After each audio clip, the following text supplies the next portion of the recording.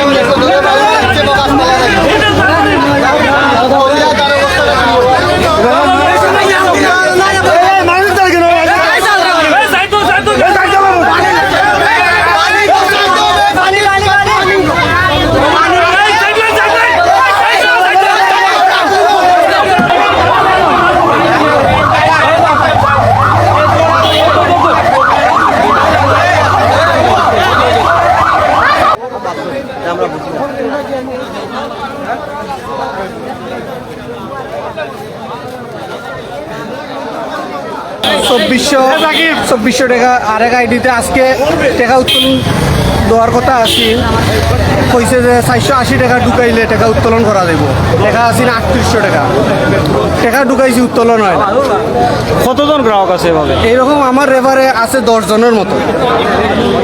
এর মাঝে আরও আমার গড়বালিরও আইডিয়া আছে, আবার এই আমার রেফারে আরও অনেকের আইডিয়া আছে যে আমি ধরুন আপনারা ঢুকাইছি তারপরে আপনি আরও 10 জনকে ঢুকাইছেন, এরকম মনে হাজারো গ্রাহক আছে।